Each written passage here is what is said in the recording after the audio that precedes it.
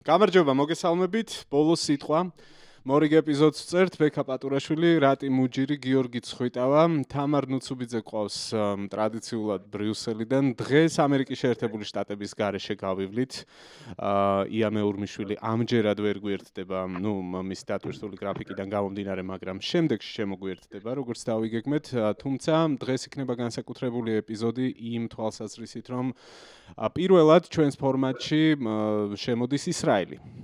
შემოდის მიხეილ ხეცოიძე, ჟურნალისტი, რომელსაც მე ძალიან დიდი ხანია ვიცნობ, არაჩვეულებრივი ჟურნალისტი და არაჩვეულებრივი მეგობარი. მოგესალმები, მიხეილ. მიშა დიდი ხანია როგორც დამოუკიდებელი ჟურნალისტი, მუშაობს ისრაელში, მედიაში ხშირად შესაძლოა მოგიკრავთ მისთვის თვალი, თუმცა ამ შემთხვევაში მას აქვს სიახლეები და საინტერესო სიახლეა მხოლოდ მისთვის არა, პრინციპში ალბათ ყველა ჩვენგანისთვის იქიდან გამომდინარე, რომ ისრაელში მიღებულია გადაწყვეტილება, რომ ქართულ ენოვანი აუდიტორია, საქართველოს ეთნიკური ქართველები, რომლებიც არიან ისრაელის მოქალაქეები, ან შესაძლოა არც არიან, გახდა პრიორიტეტი მათთვის და ისრაელის საზოგადოებრივმა მაუწყებელმა დაიწყო ქართულ ენოვანი პროექტი, რომელსაც ხელმძღვანელობს სწორედ მიხეილ ხეცოიძე, ჩვენი სტუმარი და ამხრივაც საინტერესოა, რომ ის არის ჟურნალისტი, რომელიც მოქმედი რეპორტიორია, რომელიც წარმოადგენს ქართულ მედიას და ამავდროულად უკვე წარმოადგენს ისრაელის მედიასაც. იმის გათვალისწინებით, რომ ძალიან ცხელი ამბები მიმდინარეობს რეგიონში, ახლო აღმოსავლეთში, ვიცით, რომ ძალიან შესაძლოა ახლოს იყოს სამხედრო მოქმედებები ირანთან მიმართებით, სადაც აუცილებლად მოიაზრება ამერიკის შეერთებულ შტატებთან ერთად ისრაელი. და სწორედ ახლა ჩვენ როდესაც ამ ეპიზოდს წერთ, ბენიამინ ნეთანიაჰუ არის ოფიციალური ვიზიტით ამერიკის შეერთებულ შტატებში, განსაკუთრებით საინტერესო იქნება ჩემი აზრით მიშას დღევანდელი სტუმრობა. თუმცა ამ ეპიზოდში არ ვისაუბრებთ მხოლოდ ირანის საკითხზე, არ ვისაუბრებთ მხოლოდ შტატების და ისრაელის პოლიტიკაზე, ასევე შევეხებით ცხადია სხვა აქტუალურ საკითხებს, რომელიც იყო მნიშვნელოვანი ამ კვირაში, ვისაუბრებთ ნატოს შესახებ, ვისაუბრებთ უკრაინის საკითხზე, აუცილებლად ცხადია უნდა შევეხოთ ჯეიდი ვენსის ვიზიტს ჩვენთან რეგიონში, ჩვენს მიღმა, ჩვენს მეზობლად, ჩვენთან ჩვენს გარეშე, კი ბატონო, გადასარევი რეპლიკა იყო. აზერბაიჯანი, სომხეთი, სტრატეგიული პარტნიორობა, მათთან ახალი პროექტები, ენერგეტიკული, ლოჯისტიკური, ასე შემდეგ, მაღალი დონის პარტნიორობა და მინუს საქართველო. ხო. და ასევე არ უნდა გამომრჩეს დავაანონსოთ მოსკოვის მექანიზმთან დაკავშირებით არის სიახლე და ამაზე დაწვრილებით მოგვიყვება ოდნავ მოგვიანებით თამარი, თუმცა ჯერ დავიწყოთ, რადგან სტუმარს დავხვდეთ, ასე ვთქვათ და მიშასგან დავიწყოთ. მიშა, მოგესალმები კიდევ ერთხელ და ჯერ მოგვიყევი შენი სიახლის შესახებ და იმის შესახებაც თუ რატომ არის დღეს ეს აქტუალური საკითხი, რომ ისრაელის ხელისუფლება საჭიროდ თulis რომ საქართველოს მოქალაქეებს ელაპარაკოს. ხო, გამარჯობა, მადლობა და მეც კი პატარა კითხვას განვარცხო ცოტა, რატო გახდა საჭირო, რატო არის ეს დაინტერესება, გაიზარდა ქართულენოვანი მოსახლეობის რაოდენობა ისრაელში, იმიტომ რომ შეიძლება საერთოდ ქართულ ემიგრაციას უკავშირდებოდეს, თუ რაღაცა პოლიტიკური გადაწყვეტილება, როგორ ფიქრობ, რამ გამოიწვია, რამ განაპირობა აი ესეთი ინტერესი, რა ნაბიჯები იყო, რა უძღვოდა ამას წინ? მოგესალმებით, პირველ რიგში მიხარია, რომ თქვენთან ვარ და ვიღებ მონაწილეობას თქვენ პოდკასტში. მთელი ამ პერიოდის განმავლობაში ვიყავით თქვენი მაყურებელი. მიხარია ესეც საინტერესო პროფესიონალები, რომლებიც მრავალი კუთხით, მრავალი ქვეყნიდან ეხებით მნიშვნელოვან საკითხებს და კეთილი იყოს ჩემში ხით თქვენთან პოდკასტში.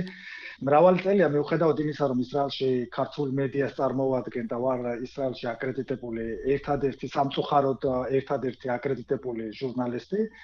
და მრავალი წელია ერთადერთი აკრედიტებულ საინფორმაციო აგენტოს წარმოვადგენთ ისრაელში.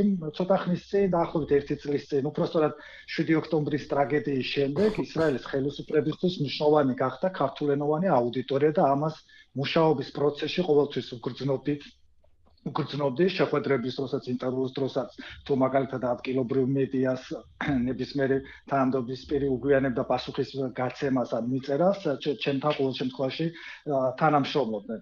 და დაახლოებით 1 წლის წინ ისრაელის საზოგადოებრივმა მაუწყებელმა გადაწყვიტა ქართულენოვანი საინფორმაციო, პოლიტიკური, ანალიტიკური გადაცემის შექმნა. მანამდე ყოველთვის იყო ისრაელის საზოგადოებრივ მაუწყებელზე ან რადიოზე, საზოგადოებრივ მაუწყებელზე არ ყოფილა, მაგრამ სხვადასხვა სახელმწიფო რადიოებში იყო ქართულ-ებრაული ურთიერთობის გაღრმავებისთვის 15 წუთიანი 20 წუთიანი. თუმცა ბოდიში გაგაწყოთ, ეს ძირითადად მაინც კულტურულ ნაწილს ეხებოდა, მე რამდენადაც მაქვს ინფორმაცია და ეხლა როგორც ვთქვი, უკვე პოლიტიკური თემა შემოდის, ხო?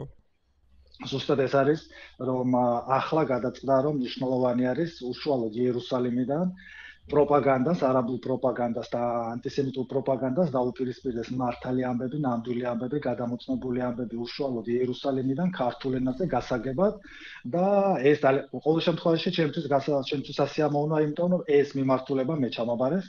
მაგრამ ეს არ არის ჩემი დამსახურება, დამსახურება არის საქართველოში მცხოვრები ქართველების, მსოფლიოში მიმოფანტული ქართველენოვანი აუდიტორიის, რომლებიც ყოველთვის დიდი ინტერესით ადევნებენ თვალს, რა ხდება უშუალოდ ისრაელში, ახლო აღმოსავლეთში და ასე შემდეგ.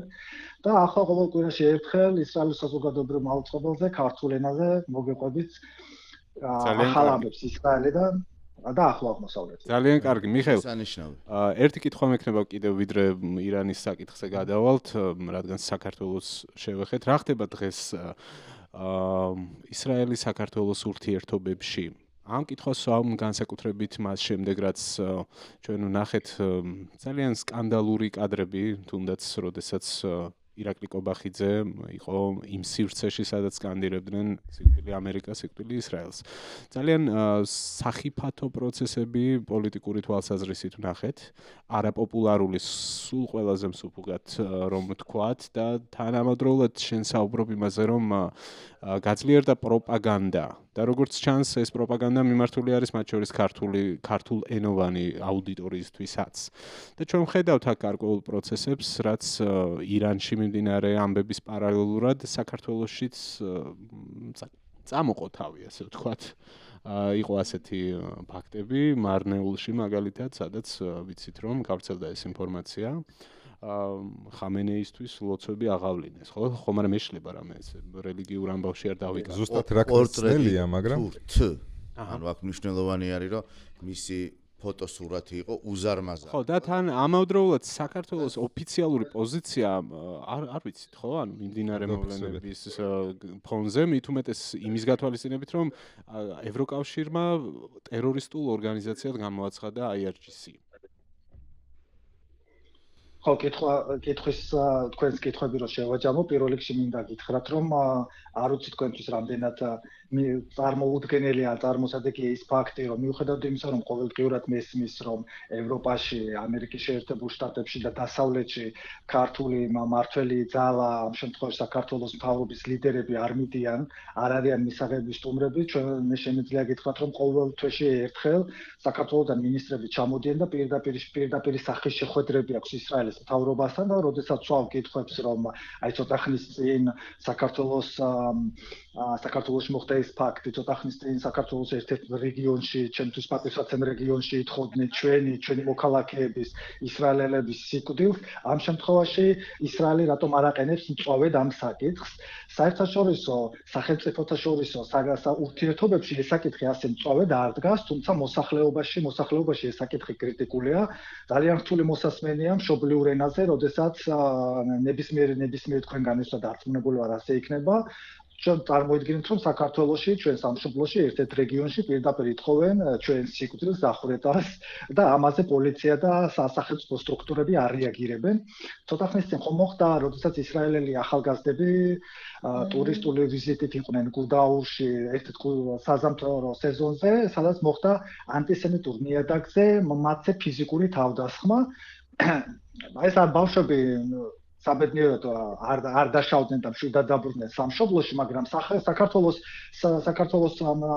სამართალდამცავებმა ამ ფაქტს არ მისცეს არ გადააკვალიფიცეს როგორც ანტისემიტური და ეს იყო ერთგვარი თაღლითობა ძალადობის მუხლით და დღემდე ჩვენთვის უცნობია მაგალითად საზოგადოებრივმა მაუწყებელმა მთხოვა გადამემოწმებინა დაისაჯნენ თუ არა ეს მოძალადეები, მაგრამ სამწუხაროდ გავრცელდა ინფორმაცია, რომ ეს ადამიანები არ დასჯილან, არც გაფრთხილება მიუღიათ, არც შესაბამისი ზომები არ მიუღიათ საქართველოში იმ ფაქტზე, როდესაც ისრაელისთვის და მთელი ცივილური სამყაროსთვის ნომერ პირველი თუ არა ნომერ მეორე პუტინის შემდეგ მტერი აიათოლა ალი ხამენეის მოსახსენებელ ლოცვას აღავლენენ, ეს ერთის მხრივ ისრაელიდან ძალიან ცუდად ჩანს, თუმცა ისრაელის ხელისუფლებას ამ თემაზე მქონია საუბარი შეხვედრებით და ამ ეტაპზე ისრაელის მაღალი თანამდებობის პირებს არ აქვს დრო, ახლა არ არის შესაფერის მომენტი ეს თემა გაღრმავდეს. ყოველ შემთხვევაში ასეთია ისრაელის პოზიცია, ასაბუთებენ სავარაუდოდ იმ ფაქტით, რომ ეს საქართველოს ხელისუფლებიდან, სამართალდამცავი უწყებიდან მოდის ოფიციალურ პასუხი, რომ ეს არ არის განგრძნობადი, ეს არ არის ანტისემიტური, თუმცა ქართული ანდაზად იცი ჩანს მოლომაკვირებს ხა ეს ყველაფერი, რა თქმა უნდა, დაილექება და კონკრეტულ დროს, კონკრეტულ ადგილი ექნება, კონკრეტულ მომენტში გამოჩნდება აუცილებლად და დღის წესრიგი, ანუ მაგიდაზე დაიდება ეს საკითხი ყველა ვარიანტში, იმიტომ რომ საქართველო და ისრაელი ძალიან მჭიდრო მეგობრები იყვნენ, ისტორიული, ანუ ქართველი ებრაელი ნიშნავს რაღაცა ცალკე სისტემა არის, სხვა კულტურა აბსოლუტურად, სხვა დამოკიდებულებაა, სხვა ქვეყნებისგან განსხვავებით. სადაც ძალიან დიდ პატივს სცემენ ზოგან, მაგრამ ქართველი ებრაელის კულტურა მაინც სხვა არის რა. ხო, ეს ძალიან მნიშვნელოვანია და მით უმეტეს თანამშრომლობა ამ მიმართებითაც, ხო? ჩვენ გვახსოვს, რომ რა 10 წლის წინ მაგალითად 15 წლის წინ იყო გარკვეული შეტყობინებები იმის თაობაზე, რომ გარკვეული თავდასხმები ან აქტები მზადდებოდა ისრაელის საელჩოს თანამშრომლების მიმართ და ეს ყველაფერი იყო აღკვეთილი, ჩამოსული იყო რაღაც სამსახურები, რომლებიც ამას ერთობლივად იძიებდნენ და ამავდროულად ეს მჭიდრო თანამშრომლობა იყო, თუმცა ახლა ხედავთ აბსოლუტურად განსხვავებულ. განსხვავებულთან ერთმა რეპლიკამ მომჭრაყური, ასე ვთქვათ, ხშირად ჩამოდიან ქართული ოცნების მინისტრების პოზიციაზე დანიშნული ისინი ადამიანებიო და ცოტა რო განავრცო თუ შეგიძლიათ თქვენ, ანუ მე არ მახსოვს ქართულ ტელესივრცეში რამე მსგავსი ინფორმაცია და უმაღლეს დონეზეც საერთოდ არ მახსოვს დიდი ბოლოს ღარიბაშვილი მახსოვს მდინარესთან. ანუ თუ შეგიძლიათ ცოტა განავრცო რა ტიპის დელეგაციებზეა საუბარი, რამდენად ხშირია ეს, მაგალითად აი ბოლოს როდის იყვნენ და რა თემებზე ლაპარაკობენ, თუ არის საჯარო საერთოდ. კი, რა თქმა უნდა, ეს საჯარო სივრცე ყოველ შემთხვევაში ქართული მედია ამ თემას არ აშუქებს და შესაბამისად ინფორმაციის კუთხით ჩვენ ისრაელში აკრედიტებულ საინფორმაციო აგენტოს წარმოადგენა ჩვენ გვევალება რომ ახალი ამბები დავწეროთ და გავავრცელოთ და შესაბამისად ყოველ კვირეულ ფორმატში ვიღებთ ეგრეთ წოდებულ პრეს-რელიზებს. ბოლო რამდენიმე თვის განმავლობაში ინტენსიური იყო საქართველოს ოფიციალური უწყებების დელეგაციების ვიზიტები ისრაელში, მაგალითად პირველი ასეთი იყო რამდენიმე თვის წინ თუ არ მახსოვს ახლა დანიშნული საქართველოს შინაგან საქმეთა მინისტრი ბოდიშვილის სახელით არ მახსოვს არ მუშაობ ქართულ თემებზე არ მევალება ბოდიში. მას შემდეგ იყო ცოტა ხნის წინ იყო დაახლოებით თვენახევრის წინ იყო ისრაელში ჩამოსული ოფიციალური ვიზიტით საქართველოს საგარეო საქმეთა მინისტრი და დაახლოებით 1 თვის წინ ისრაელში ვიზიტით იყო ჩამოსული საქართველოს კულტურის მინისტრი, განათლების მინისტრი, რომლებთან შეხვედრები ჰქონდა, უმაღლესი დონის შეხვედრები ითვლება, როდესაც მათ ხვდებიან ქნესეთის ლიდერი, მათ ხვდებიან ადგილობრივი განათლების ტურიზმის მინისტრები და ასე შემდეგ. საუბრის თემა არის ორმხრივი ურთიერთობების გაღრმავება, თუმცა რას გულისხმობს ეს ორმხრივი ურთიერთობის გაღრმავება, ჩემთვის როგორც ისრაელში მოქმედი 15 წლიანი ჟურნალისტის ცოტა გაუგებარია, იმიტომ რომ ურთიერთობები სულ იყო 15 წლის წინაც და ახლაც, აი გაღრმავება ფორმატში უნდა მოხდეს. ჩემთვის წარმოუდგენელია, იმიტომ რომ 15 წლის წინ ის ფაქტები არ ხდებოდა, ახლა რაც ხდება საქართველოში ანტისემიტურ ნიადაგზე, მოქალაქეებზე თავდასხმა, საქართველოს ცენტრში ისრაელის და ნეთანიაჰუს და ამერიკის სიკვდილის პროპაგანდა, აი ამ ფაქტზე როგორ უნდა გაღრმავდეს ორმხრივი ურთიერთობები, ჩემთვის სუბიექტურად ეს ცოტა წარმოუდგენელია, თუმცა საქართველოსთან დელეგაციები მუდმივად ჩამოდიან, დაახლოებით 1 კვირის წინ საქართველოს ტურიზმის დეპარტამენტმა ისრაელში გამართა გახდა დიდი ღონისძიება, სადაც ისრაელ ტურისტებს მოუწოდებდნენ, რომ საქართველოს უსაფრთხო ქვეყანა, აქ უნდა ჩავიდნენ, მაგრამ ჩვენ გვესმის, რომ ძალიან ახლოს თბილისიდან რამდენიმე კილომეტრში 2 საათის წინ 4 ახალგაზრდა ისრაელელი მხოლოდ იმის გამოცემეს, რომ ისინი ისრაელის მოქალაქეები იყვნენ. მიშა, დიდი მადლობა. უნდა გკითხვა აუცილებლად გადავიდეთ ფიქრობ მნიშვნელოვან თემას, რომელიც რეგიონს ეხება. დღეს 11 თებერვალია ჩვენ ამ გადაცემას როცა ვწერთ და ეს არის 47 ბრწყალებში იუბილე რევოლუციის, ხო? ირანის რევოლუციის და ამ დროს პრემიერ-მინისტრი ნეთანიაჰუ იმყოფება შეერთებულ შტატებში, პირისპირ შეხვედრას მართავს ტრამპთან. გითხარი ისრაელის პერსპექტივიდან ირანის მომავალი როგორია? რა ელის უახლოეს პერიოდში, იმიტომ რომ საქართველოშიც მის ფარგლებს გარეთ ისრაელშიც ხადია, რომ ეს თემა ძალიან ცხელია და ამას განიხილავენ და შეერთებულ შტატებშიც ხადია, რომ რა მოლოდინებია? რა იქნება, რა ნაბიჯები იქნება შეერთებული შტატების და ისრაელის მხრიდან?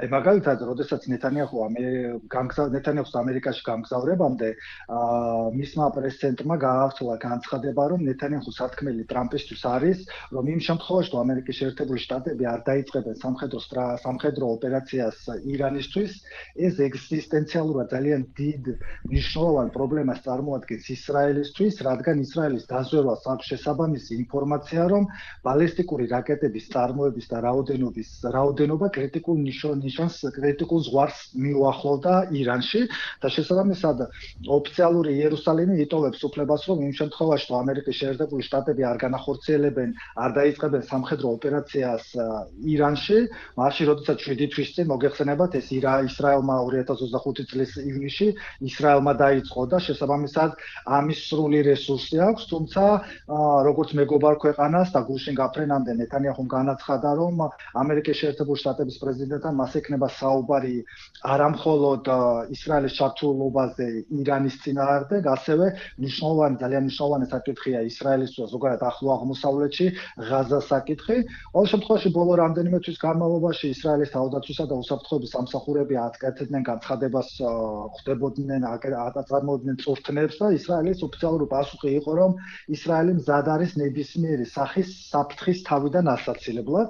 ქვეყნის მასშტაბით ძალიან ბევრ ქალაქში გაიხსნა თავშესაფრები და ამ დრომდე ეს თავშესაფრები ღიაა, თუმცა ოფიციალური პასუხი იერუსალიმის ნეთანიაჰუს კაბინეტისგან არ არის, რომ ხვალ და ზეგ დაიწყებს ის სამხედრო ოპერაციას, თუმცა ისრაელის ძალოვანი უწყების კონკრეტული მითითების, დავალებების და განცხადებების შემდეგ ნეთანიაჰუ მიიღო გადაწყვეტილება, რომ სხვა შორის ნეთანიაჰუს მეშვიდე ვიზიტი ამერიკის შეერთებულ შტატებში მას შემდეგ, რაც ტრამპი გახდა პრეზიდენტი და ეს ესეთი დაუგეგმავი შეხვედრა, დაუგეგმავი ვიზიტი დაიწყო ნეთანიაჰუმ დღეს ამერიკის შეერთებულ შტატებში, ახლა ხვდება ზუსტად ტრამპს.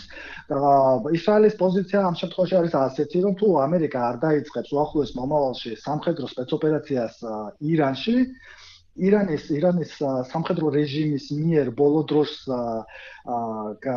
ისრაელის დაზვერვას აქვს ყოველ შემთხვევაში ასეთი ინფორმაცია და მოგეხსენებათ ზუსტად ისრაელის დაზვერვა მოსადმა კრიტიკული ინფორმაციის მიღების შემდეგ მიუთითა ისრაელს, რომ დაეწყო სამხედრო ოპერაცია სარაკეტო თავდასხმები განახორციელებენ და 7 თვის წინ ივნისის დროსაც და შესაბამისად ახლაც ისრაელის სამხედრო ექსპერტები ფიქრობენ, რომ ისრაელის დაზვერვას მოსადს აქვს ზუსტი ინფორმაცია და სწორედ ამიტომ ნეთანიაჰუ და ზოგადად ნეთანიაჰუს ომის კაბინეტი ითხოვს, რომ ამერიკამ დააჩქაროს სამხედრო ოპერაცია ირანში, წინააღმდეგ შემთხვევაში ამას თავად ისრაელი გააკეთებს. ასეთია ისრაელის პოზიცია. მიშა, პირველ ჯერზე, როდესაც ძალიან ცხელი იყო ამბავი, იანვრის პირველ რიცხვებში,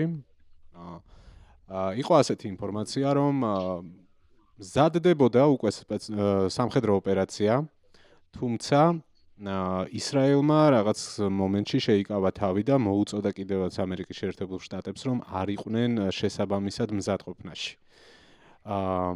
ახლა ჩვენ ვსაუბრობთ პირიქით, რომ ისრაელი მოუწოდებს, რომ თუ თქვენ არ დაარტყამთ, ამას ჩვენ აუცილებლად გავაკეთებთ. გასაგებია, რომ ამ ორ პოზიციაში შორის იყო დრო და პროცესი მზადების, რაც შენც ახსენე, მაგრამ ერთ დეტალზე მინდა გავამახვილო ყურადღება. მას შემდეგ გაისმა ისრაელში ეს განცხადება, რომ ჩვენ აუცილებლად დავარტყავთ ნებისმიერ შემთხვევაში, რადგან ეგზისტენციალური საფრთხეა, რაც დაიწყო მოლაპარაკებები, რომელიც ჯერ უნდა გამართულიყო სტამბულში და შემდეგ გაიმართა ომანში და ტრამპმა თქვა, რომ ოკეი, ვნახოთ, ჩვენ გველაპარაკებიან, იმიტომ რომ ჩვენი დარტყმის ეშინიათ, მაგრამ მივცეთ შანსი დიპლომატიურ პროცესს. ანუ რას ნიშნავს ეს ამბავი შენი ხედვით? ანუ ეს არის ორი პარტნიორის შემუშავებული პოზიცია, რომ გაწნეხონ ერთდროულად ირანის რეჟიმი, თუ ეს არის გადაზღვევა ამ შემთხვევაში ნეთანიაჰუს მხრიდან, რომ თქვენ მანდრაზე ლაპარაკობთ, არ ვიცი, მაგრამ მე ჩემი საქმე მაქვს. ისრაელში რა კითხვაც ახლა დამისვი, ამაზე მსჯელობენ და ამბობენ, რომ ეს ყველაფერი ვითარება, რაც ახლა არის, ახლო აღმოსავლეთში, ქართულად რომ გადმოვთარგმნოთ, ტრამპის უცნაური პოლიტიკის შედეგია. იანვრის დასაწყისში ჯერ კიდევ მოლაპარაკებების მაგიდაზე არ ყოფილა ის საკითხები, რომელიც ტრამპმა შუამავლების მეშვეობით ომენში შესთავაზა ირანს, ეს იყო ბირთვული საკითხები, ეს იყო ბალისტიკური რაკეტების წარმოების შემცირება და რეგიონალური პროქსი ძალების დაფინანსების შემცირების და რეგიონალური აქტივობის ჩამოშორების საკითხი.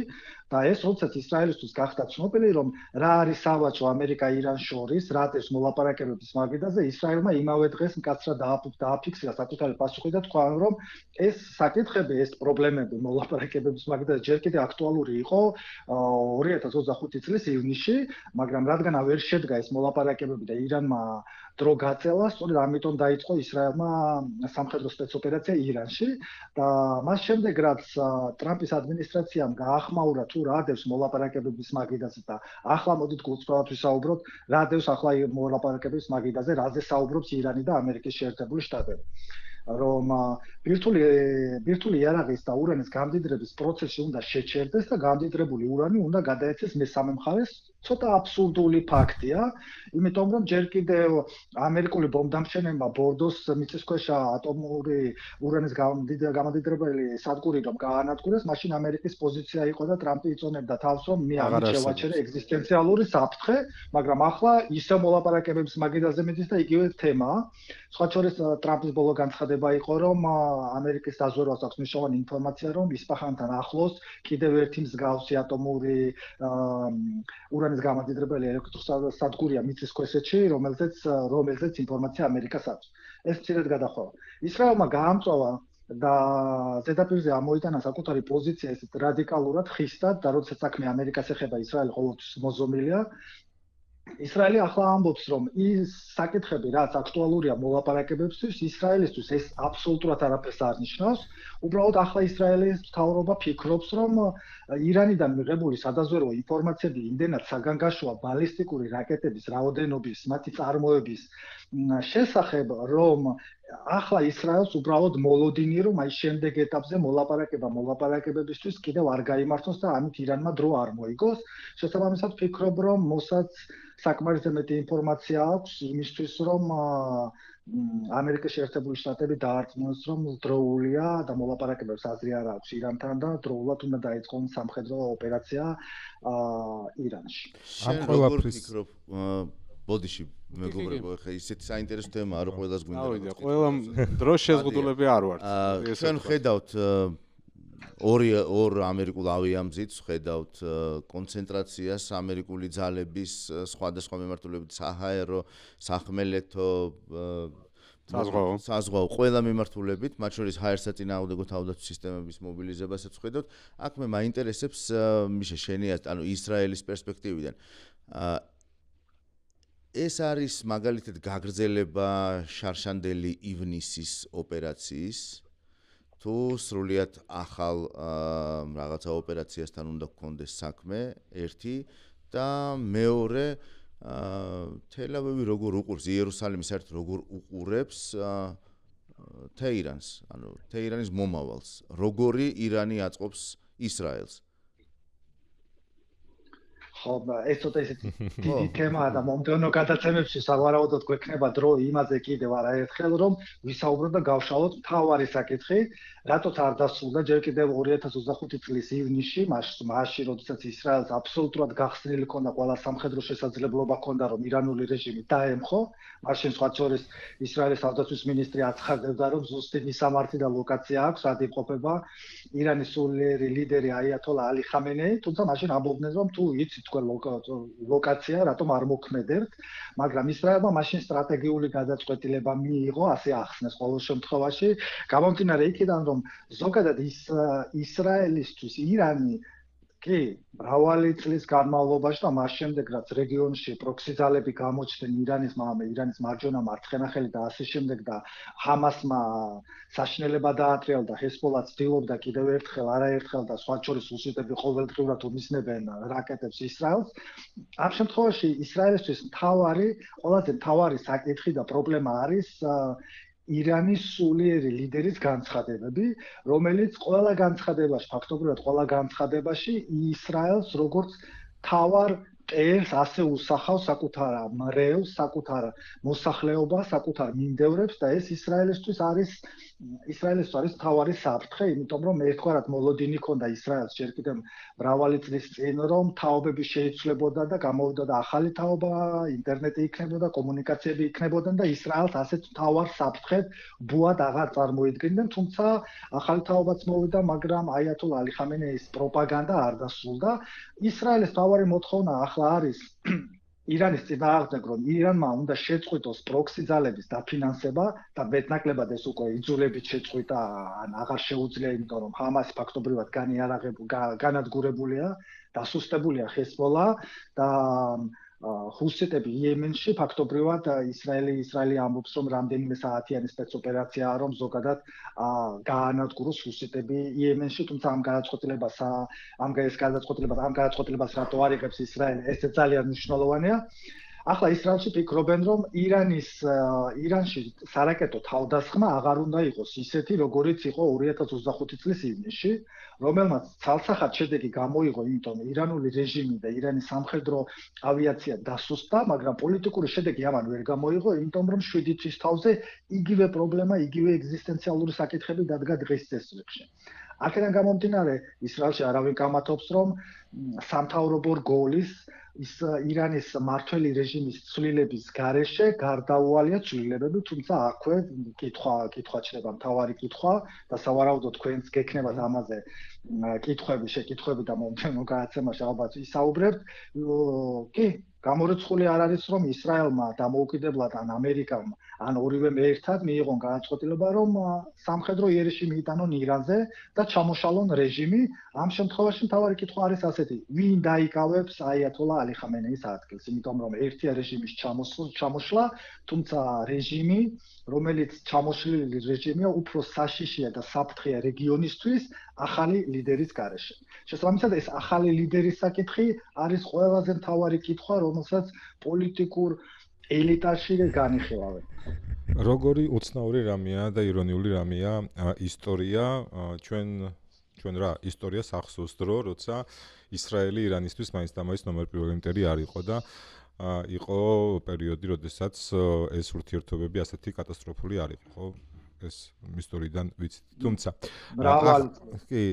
ახლა ჩემი კითხვა, რასაც შეეხება, არის პატივცემული ბენიამინი, რომელიც ახლა შტატებში იმყოფება, თუმცა მის თავზე შავი ღრუბელი იყრის თავს. და მორიგი შავი ღრუბელი და ამ შავ ღრუბელს ქვია აქვს დიდი ესეთი bold სათაური. მან 7 ოქტომბრის თავდასხმის შესახებ წინასწარ იცოდა. მოდი ამაზე მოგვიყევი უფრო მეტი და როგორ შეიძლება ეს სკანდალი განვითარდეს, როგორ შეიძლება ამ სკანდალს კონდეს ზეგავლენა თუნდაც ირანთან მიმართებაში და თუ კი გავა ბოლომდე ამბავი და მივა იმპიჩმენტამდე, მოკლედ ეს ამბავი რო შეგვიჯამა. ყოველ შემთხვევაში ბენიამინ ნეთანიაჰუს აქვს ამბიცია და სურვილი, რომ ახლო აღმოსავლეთში ის ერთ-ერთი ყველაზე მნიშვნელოვანი პოლიტიკური ფიგურაა.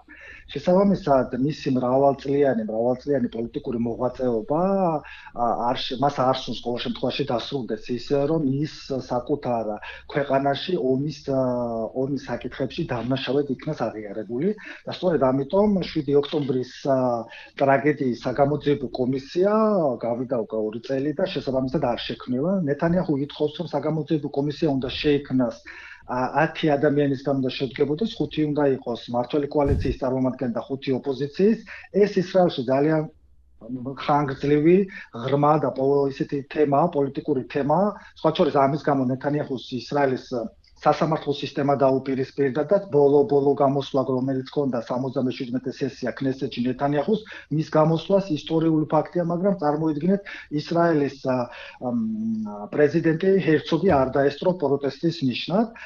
ის ბენიამინ ნეთანიაჰუ დადანაშაულებულია უფლებამოსილების უგულებელყოფაში, ასე ვთქვათ, რომ მან არ იმოქმედა შესაბამისად და სწორედ ამიტომ ისრაელელი მოსახლეობა ითხოვს საგამოძიებო კომისიის შექმნას.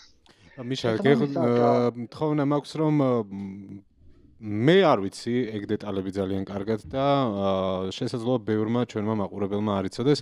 თუ შეიძლება კონკრეტულად აგვიხსენი, რა ინფორმაცია ყოველ შემთხვევაში საჯარო, რა იგულისხმება გულგრილობაში, რაც შენ ახსენე და 7 ოქტომბერთან მიმართებით რა ცნობები არის ამის შესახებ? მაგალითად, ცოტა ძალიან შორიდან რომ დავიწყოთ, პირველი თანამდებობის პირი, ვინც 7 ოქტომბრის ტრაგედიის შემდეგ პასუხისმგებლობა საკუთარ თავზე აიღო და გადადგა, ეს იყო შაბაკის ლიდერი რონენ ბარი, საკმაოდ გამოცდილი ადამიანი, ამ სფეროში მრავალი წლის განმავლობაში ის ხელმძღვანელობდა ისრაელის უსაფრთხოების სამსახურს, ის პირველი გადადგა. და მან სხვა შორის გავრცელა განცხადება, რომ თუ ის აიღებდა პოლიტიკურ პასუხისმგებლობას ამ ქმედებაზე, რომ ისრაელმა ვერ აიცილა ეს ტრაგედია თავიდან, მან თქვა, რომ არიან კიდევ პასუხისმგებელი პირები.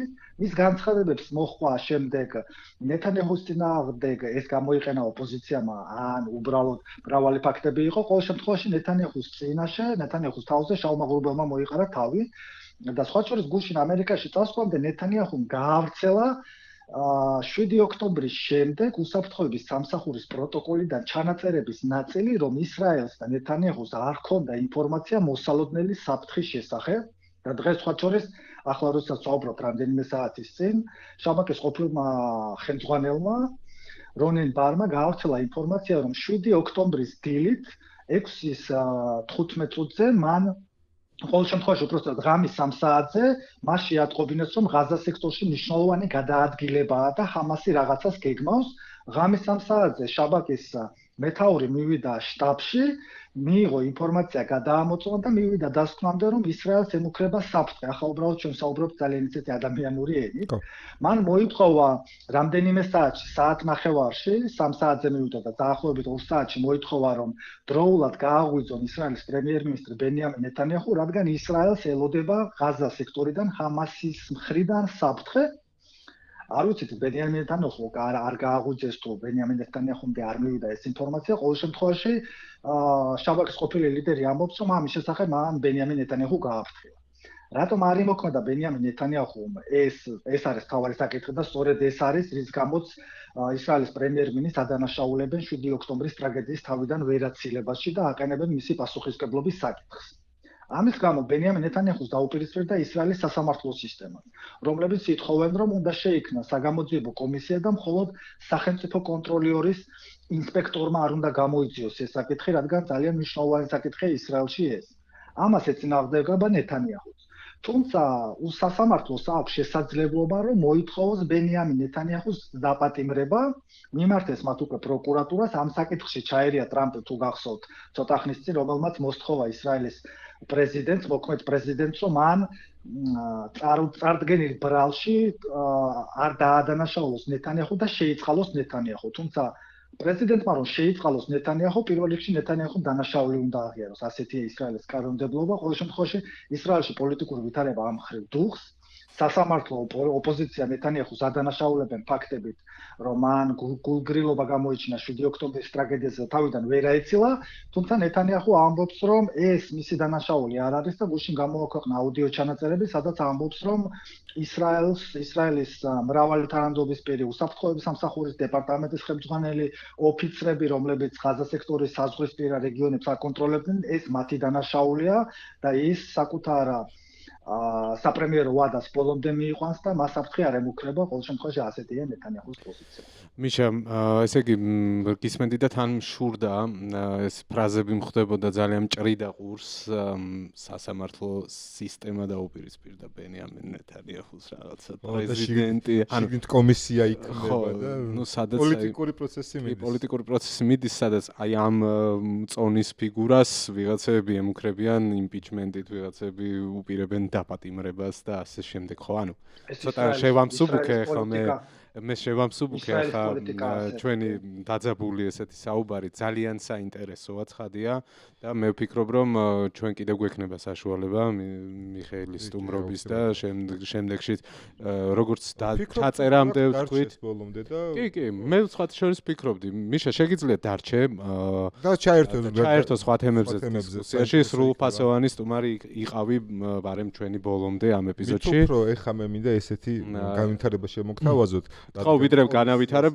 მიშას მინდა ვკითხო შენი ბოლო სიტყვა რა არის სამხედრო ოპერაციასთან დაკავშირებით რადგან ჩვენ პროექტს ქვია ბოლო სიტყვა და გვაქვს ამბიცია რომ რაღაც თემებზე ბოლო სიტყვას ჩვენ ვამბობთ გითხარი შენი ბოლო სიტყვა გარდაუვალია ისრაელის მიერ ან ამერიკა-ისრაელის მიერ ხო ან ამერიკის მიერ ირანზე დარტყმა და ხო ნუ ვადები არ ვკითხოთ რა თქმა უნდა უბრალოდ მაინც თუ გაქვს ეგეთი გათვლა ვინ იქნება პირველი იმიტომ რომ ტრამპსაც აქვს ამბიცია რა პოლიტიკურად მისთვის ამბავია ხო მეთანხმებით ალბათ თუ უნდა მოიგოს ტრამპმა უნდა მოიგოს და არა ნეთანიაჰუს დაწყებული მოიგოს რა ვიცი რას ფიქრობ ყოველ შემთხვევაში არჩევნები აქვს ნეთანიაჰუს მიმდინარე წელსაც ამასთან ომი ჯერ კიდე არ დასრულებულა სხვა შორის ისრაელში 860 დღეა ისრაელსა და ჰამას შორის ომის და ნეთანიაჰუ ახლა არჩევნებზე მიდის ჰამასთან ომი არ აქვს დასრულებული ჯერ კიდევ და ყოველ შემთხვევაში როგორც ტრამპისთვის ძალიან მნიშვნელოვანი პოლიტიკური სამხედრო არა პოლიტიკური ნაბიჯია რომ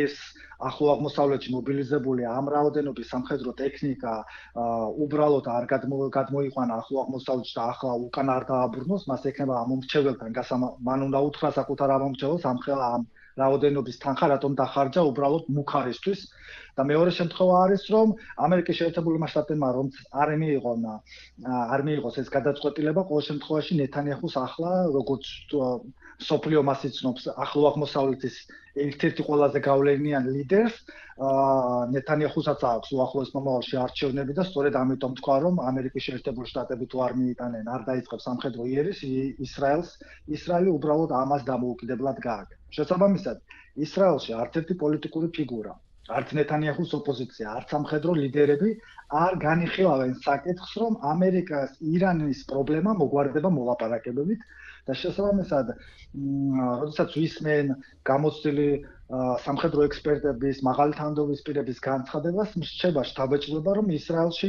უბრალოდ არ ფიქრობენ არ უშვებენ თეორიულადაც კი იმ შესაძლებლობას რომ ირანთან დიპლომატიურად მშვიდობიანი გზით მოხერხდება აი ამ ვითარების დალაგება და რომ ფაქტობრივად წარმოუდგენელია სამხედრო დაპირისპირება და ამისთვის ისრაელი ამბობს რომ მე მზად ვარ სხვა შორის ყოველდღიურად გვისმენთ რომ ცალმა ახალი წვრთნები ჩაატარა რომ გააერთიანა რამდენიმე ბრიგადა რომ მუნიციპალიტეტებს დაევალა კონკრეტული მიწისქვეშა თავშესაფრების გახსნა და სამედიცინო პუნქტების წარმოება და ასე შემდეგ შესაბამისად ფიქრობთ რომ ისრაელში ფიქრობენ ყოველ შემთხვევაში ასე და მეც იგივე აზრი მაქვს რომ სამხედრო დაპირისპირება ირანსა და ამერიკას შორის ან ირანსა და ისრაელს შორის ფაქტობრივად წარმოუდგენელია და ის წვრთნები რომელსაც ამერიკის გარდაუვალია ალბათ გინდოდა ხო, გარდაუვალე უკაცრავად. ხო, ის წვრთნები, რომელსაც ამერიკის შეერთებული შტატების სამხედროები ყოველდღიურად ატარებენ ახლო აღმოსავლეთში,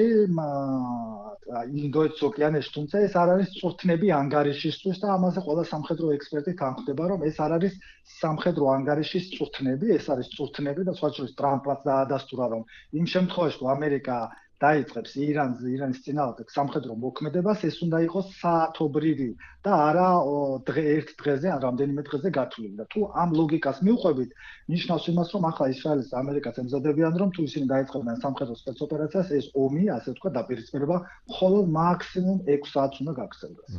საინტერესო. ჩვენ ცოტა ხანს წინ საუბრობდით კონტროლზე, საგამოძიებო კომისიაზე, იმპიჩმენტზე და აი ამ რაღაცა დემოკრატიულ ინსტრუმენტებზე. სამწუხაროდ რომ საქართველოში დაგჭირდა EUTOS ინსტრუმენტის გამოყენება, რომელსაც სახელად ქვია მოსკოვის მექანიზმი, იმისთვის რომ დადგინდეს რა ხდება ჩვენს ქვეყანაში. დღეს როცა ამ ეპიზოდს წერთ, დაიწყო ოფიციალურად მუშაობა, გავრცელდა ინფორმაცია, თუმცა აი უშუალოდ ეპიზოდის ჩაწერის პროცესში ფორმულამ გავრცელა ინფორმაცია, რომ ქართულმა ოცნებამ უარი თქვა საკუთარი ექსპერტების ჩართულობაზე ამ თემასთან დაკავშირებით. ეს ცოტა მერე უფრო ცხადი გახდება.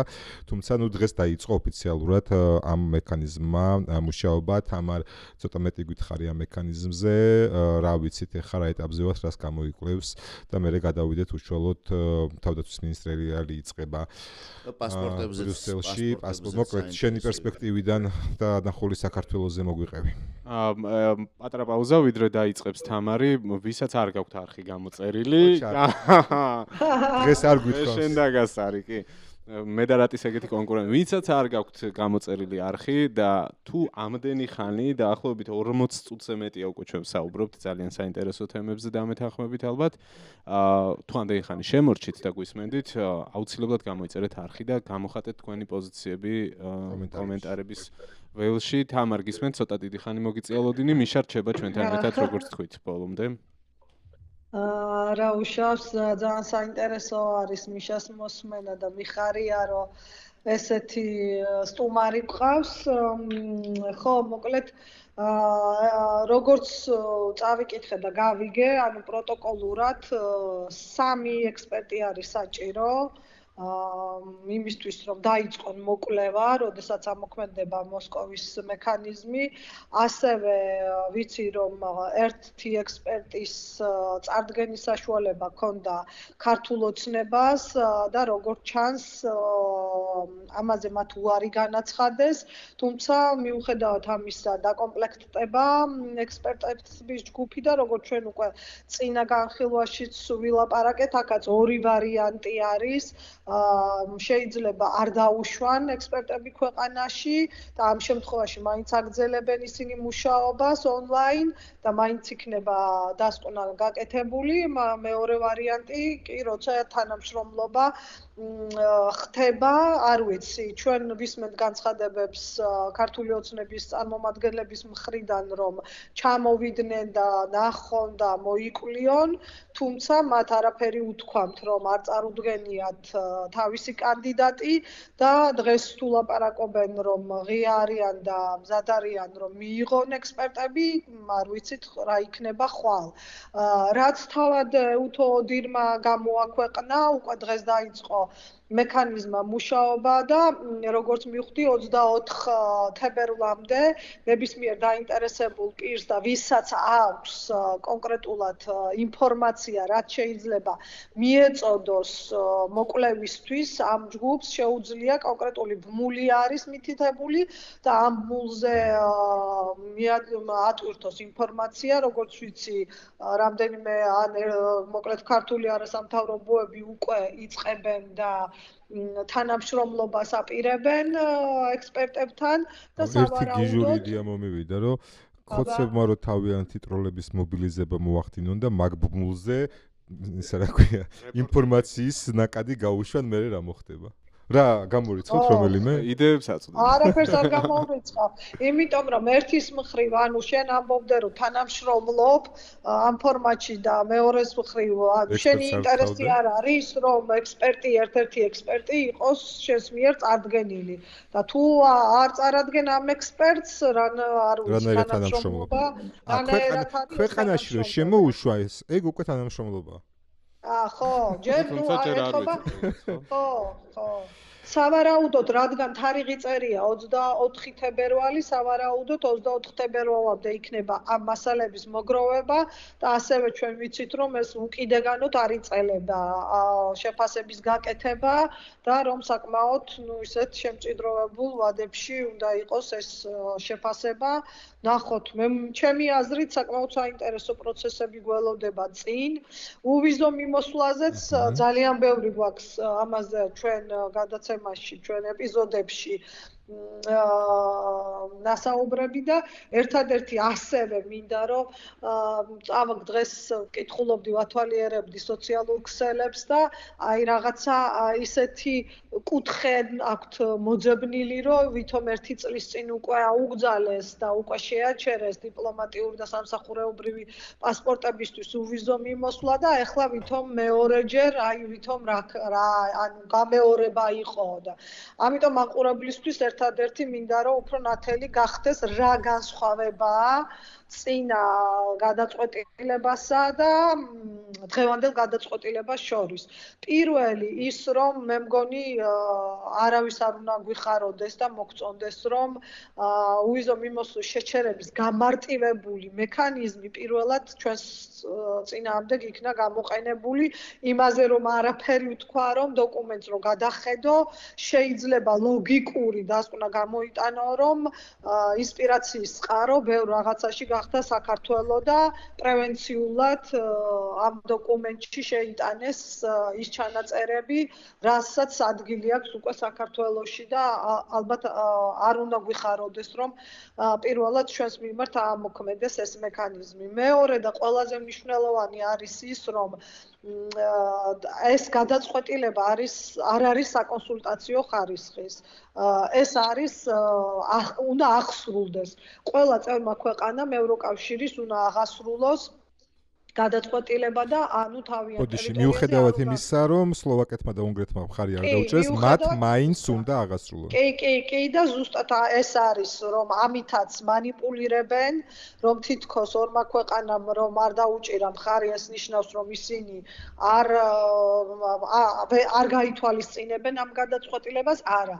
გადაწყვეტილება უნდა მიეღო კვალიფიციურ უმრავლესობას და არათუ კვალიფიციური უმრავლესობა ორი ქვეყნის გარდა ყველამ დაუჭირა მხარი, რაც ასევე ჩემი აზრით არ უნდა მოსწონებოდა ქართულ ოცნებას, იმიტომ რომ გამოჩნდა რომ არა მხოლოდ სლოვაკეთი და უნგრეთი იყვნენ, ანუ მხოლოდ ორი ქვეყანა იყო წინააღმდეგი და 25 სხვათა შორის ის ქვეყნებიც, რომლებიც ქართული ოცნების მოსაზრებით მაინც ისეთ ნეიტრალურ პოზიციაზე დგანან, ანუ ყველამ ამ ორის გარდა მისცა ხმა და ესეც ძალიან ცუდი ინდიკატორია სამომავლოდ და თუ ასე გაგრძელდა საქართველოში მოვლენები, შემდეგი ნაბიჯი უკვე უვიზო მიმოსვლის შეჩერება მთელი მოსახლეობისთვის არის, ასე რომ ევროკავშირის 27-ვე ქვეყანას მოუწევს რომ ეს გადაწყვეტილება აღასრულოს.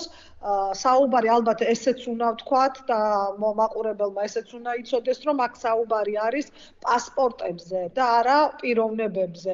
მაგრამ, რა თქმა უნდა, ეს არის პოლიტიკური სიგნალი და გარდა ამისა, ჩემი აზრით, გარკვეულ დისკომფორტს მაინც შეუქმნის ამ პასპორტების მფლობელებს და ასევე ჩემი აზრით ფსიქოლოგიური მომენტიც არის, რომ ჩვეულებრივი პასპორტით მაინც ალბათ ბევრი დაფიქრდება, შემიშვებენ, არ შემიშვებენ, რა შემეკითხებიან, პრობლემა შემექმნება თუ არ შემექმნება, ნებისმიერ შემთხვევაში არ მგონია, რომ ეს ქვეყნისთვისაც კარგი იყოს, თუმცა ალბათ კი არა, ნამდვილად დამსახურებულად აქვთ იმ პასპორტის მფლობელებს, რომლებიც დიპლომატიურ პასპორტებზე საუბარი დავაზუსტებ ხოლმე. ქვეყნისთვის დიპლომატიურ და სამსახურეობრივზე, ანუ არ არის მხოლოდ დიპლომატიურზე, სამსახურეობრივი პასპორტებიც არის აქ. ქვეყნისთვის ცალსახად ცუდია, როდესაც მისი ხელისუფალი სანქციების ქვეშ არის, თუმცა როდესაც ხელისუფალი ისე იქცევა, რომ მისი პარტნიორები იძულებლები ხდებიან ეს სანქციები დაადონეს, ამ ხელისუფალის ბრალია და არა მეგობრების, მე მინდა რომ აი ამ საკითხს ჩვენ შევხედოთ შემდეგ პერსპექტივაში და ჭრილში, რომ ეს არის ევროკავშირის თანმიმდევრული პოლიტიკის დადასტურება. კი ნელა მოქმედებენ, კი ჩვენ მეტი გვინდა, მაგრამ დავაკვირდეთ. ევროკავშირი იძახდა ამას ნუ გააკეთებთ, თორე პირველ ეტაპზე დაიბლოკება თქვენი სამსახურეობრივი და დიპლომატიური პასპორტები, მაინც გააკეთა ის, რაც გააკეთა ქართულ მოცემამ და მათი პასპორტები დაიბლოკა და გაიხსენოთ რა არის შემდეგი ნაბიჯი ევროკავშირისგან დაანონსებული, შემდეგი ნაბიჯი ევროკავშირისგან დაანონსებული არის ვიზა ლიბერალიზაციის შეჩერება. და თუ კი ჩვენ შევხედავთ საკითხს ამ ჭრილში, რომ ევროკავშირი ძალიან თანმიმდევრულად ნელა, მაგრამ თანმიმდევრულად ამ ნაბიჯებს დგამს, მე მგონი არ იქნება ძნელი დასანახი, რა იქნება შემდგომი ნაბიჯი. ჩვენ ყველას გვახსოვს და ვიცით ცნობილი გამონათქვამი, რომ ამერიკელები ჯერ ცდიან ყველა არასწორ ნაბიჯს, მაგრამ ბოლოს მაინც სწორ ნაბიჯს გადადგამენო. დაახლოებით იგივე სიტუაცია გვაქვს ევროკავშირზე, ოღონდ აქ აქცენტი უნდა გავაკეთოთ დროზე. ევროკავშირი მოქმედებს ნელა, ფრთხილად, თუმცა თანმიმდევრულად და ვერ გავიხსენებ სიტუაციას, როდესაც მათ თქვეს რომ რაღაცა ნაბიჯს გადადგამენ და არ გადადგეს. შესაბამისად, რა თქმა უნდა, არანაირად არ შეიძლება საქართველოს მოქალაქეს უხაროდეს, რომ ამ ქვეყნის რომელიმე ტიპის პასპორტი სანქცირებულია, მიუხედავად იმისა, რამდენად დამნაშავებიც არ უნდა იყვნენ ამ პასპორტების მფლობელები, იმიტომ რომ ეს ქვეყნის პრესტიჟზე არის ძალიან ცუდი დარტყმა, თუმცა აქ უნდა დავფიქრდეთ, რომელი იქნება შემდეგი პასპორტი. სხვა თემა შემოვიდან სანქციების ამბავს გავაგრძელებ, პატარა ჩანართი 2 დღის წინ თუ 1 დღის წინ ზუსტად არ მახსოვს, ვკითხულობდი ამბავს ყულევის შესახებ. მეოცე პაკეტი სანქციების, რომელიც უკვე განხილვის ეტაპზეა და მალე დამტკიცდება ხომ არ მეშლება თამარ ამაზე მინდოდა შენთვის მეკითხა. კი, მეოცე პაკეტი არის შეთავაზებული უკვე, არსებობს დრაფტი და ევროკავშირს, კონკრეტულად კომისიას და ევროკავშირის ლიდერებს სურთ, რომ მეოცე პაკეტი დამტკიცებული იყოს ომის 4 წლის თავის დროისთვის. ანუ დაახლოებით 24 თებერვლამდე არის ამის სურვილი და ბექა შეიძლება გაწყვეტინებდა წინ უსწრებ ამ ყულევის თემასთან დაკავშირებით, მაგას ყვებოდი შენ რომ დრაფტში არის ამაზე ჩანაწერი. ყოველ შემთხვევაში რადიო თავისუფლებამ გაავრცელა ეს ინფორმაცია და კი, არის დრაფტში ამაზე ჩანაწერი, ანუ ამბავი რა არის ახლა, რომ ასეც იცოდეს მაყურებელმა, რომ საბოლოოდ მაინც უნდა შეჯერდეს და იქ შეიძლება რაღაცები ამოიღონ, შეიძლება დაამატონ, დამატება ნაკლებად ხდება უკვე შემუშავებულ დრაფტში,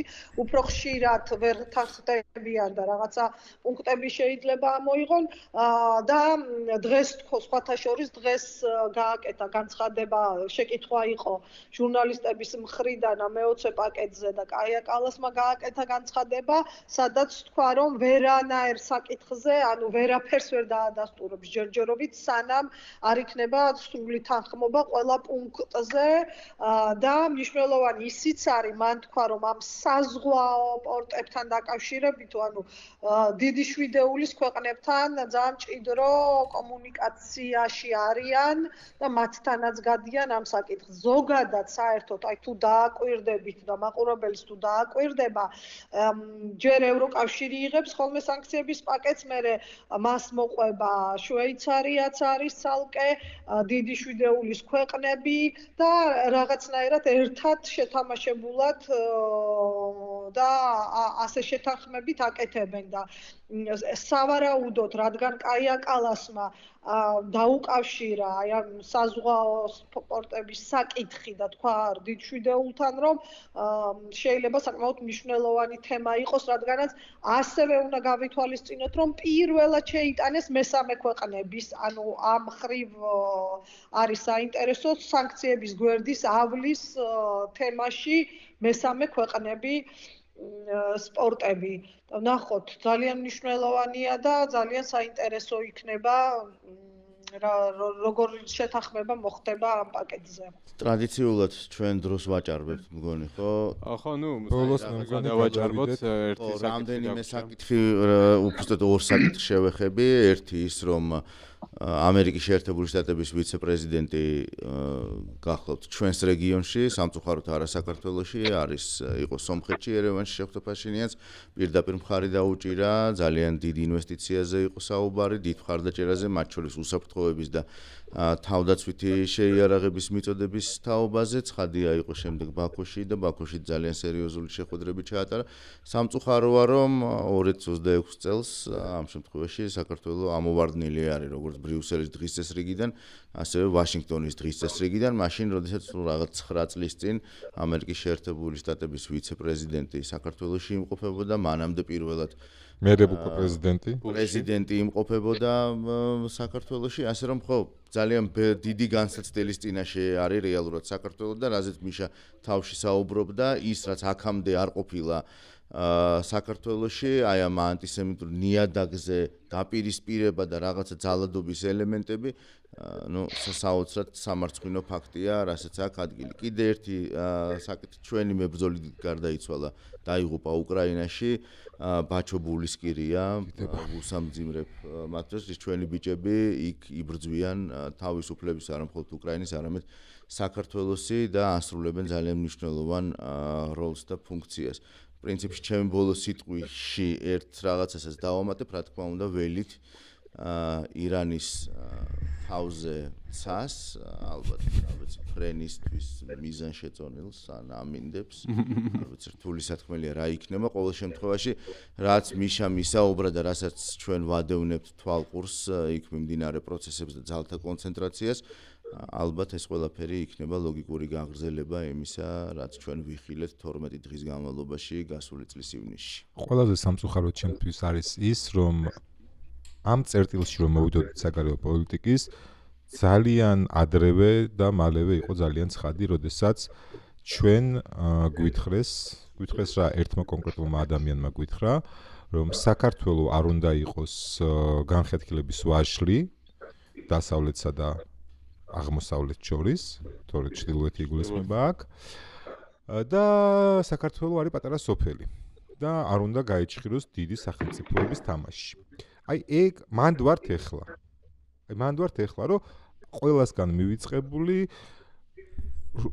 ვინც არ მოიდგენდა, რომ რეგიონში არათუ ამერიკის ვიცე-პრეზიდენტი, რომელიმე მაღალი დელეგაციის წარმომადგენელი, რამე მაღალი დელეგაციას რეგიონში ჩამოვიდოდა და არათუ თბილისიდან არ დაიწყებდა. საერთოდ არ მოვიდოდა. ეგეთი რამე უბრალოდ წარმოუდგენელია თბილისი და ანუ თბილისი არა ერთი კონტექსტია თუ ან იყო მხოლოდ თბილისი ან თბილისი ბაქო ერევანი ან სამივე ყველა ვარიანტში ეხა მხოლოდ თბილისი კი არა საერთოდ აღარ ვარსებობთ და ეს ჩვენ წინასწარვე დაგვიანონსეს ბოდიში და შეგვისრულეს ეს იყო ჩემი ბოლო სიტყვა დღეს ვოუ, ცოტა ოპტიმისტურად დაასრულე, არ შეიძლება ეს პესიმისტი გადავარდა. ხო, რატი? ჩვენ მაყურებელსაც გულება აუცილებლად კომენტარებში გთხოვენ მეტი ოპტიმიზმი. ამაზე უარესი პერიოდი. ugly reality მე ვარ რატი ეგ არქეტიპ, მაგ არქეტიპს აწვება, რომ აი რაღაც ეშმაკის ადვოკატია და სულ რაც ხდება ეგ არის რა. კი. თუმცა ისაც რეალობა არის, რა პერსპექტივებიც არის. ეხლა მე მომემზადე და მოთელვა გავაკეთე. მე დიდი იმედებს ვამყარებ ირანის ამბავზე. აჰა. დიდი იმედებს ვამყარებ მართლა, იმიტომ რომ ეს არ არის მხოლოდ ანუ აბსოლუტურად გულწრფელად ვამბობ ხალხო, რომ ძალიან ყველაფერს რომ თავი დავანებოთ ამ გეოპოლიტიკურ თამაშებს, ეგ ხალხი მაგარი ცოდვა. გუშინ წინ ვუყურებდი ვიდეოს, რომელიც თვალებიდან არა მომდის, ახალგაზრდა კაცი, რომელმაც სიცოცხლე დაასრულა, არა. ირანელი ახალგაზრდა, რომელიც ამბობდა, რომ თუ ჩემ მიმართვას ახლა თქვენ უყურებთ, ესე იგი მე სოციალური აღარ ვარ და ის დაახლოებით 20 წუთის განმავლობაში ხსნიდა რა მდგომარეობაში არიან იქაური ახალგაზრდები, რომაც წაართვეს ბავშვობა, რომაც წაართვეს ახალგაზრდობა, რომ წაართვეს პერსპექტივა. ბოლოს რა ქნა იცით, ქურთუკი გადმოიღო სამთო რა, ეს სამთრის და ესო მე დიდი ხნის წინ შევიძინე იმ სურვილით, რომ ოდესმე შევძლებდი ზამთრის კურორტზე წასვლასო და აქო მიდევსო რა და ვერ როგორ ოცნებებზე ვლაპარაკობთ, იცით რომ ეს ხალხი არის უმძიმეს განსაცდელში და ამიტომ სწირავენ თავს ამ პროცესს, რომ უღირთ ეს თავგანწირვა. და აქ არ ვსაუბრობთ ერთ და ორ ადამიანზე, ვსაუბრობთ მილიონობით ადამიანზე, რომელსაც თავს მოახვიეს ის, რაც მოახვიეს და არიან ძალიან ცუდ დღეში და ისინი ელოდებიან მაშველურ გოლს, რომელიც იყო დაპირება ტრამპმა თქვა, ყოველ შემთხვევაში რომ დახმარება გზაშია, შემდეგ ეს ემოციურად და ადამიანური კუთხით რომ შევხედოთ, ცხადია ძნელია, მაგრამ მე მესმის ისაც რომ ამ ყველაფერს სჭირდება დრო და მომზადება, მით უმეტეს იმ ფონზე რომ ვიცით რომ ვენესუელის ოპერაციის მომზადებას რამდენიმე თვე დაჭირდა, იქ რაღაც ამინდებზეც კი იყო საუბარი. მე ამ საკითხზე ბოლო სიტყვას ვიტყვი იმას, რომ მაინც მგონია, რომ ეს ეგრეთ წოდებული მოლაპარაკებები მხოლოდ და მხოლოდ დროის მოგების თვალსაზრისით ხდება, იმიტომ რომ პრაქტიკულ მხარეს რომ ხედავთ რომ მაგალითად მეორე ავიამზიდი ჯორჯ ბუშის სახელობის გზაშია, ხო?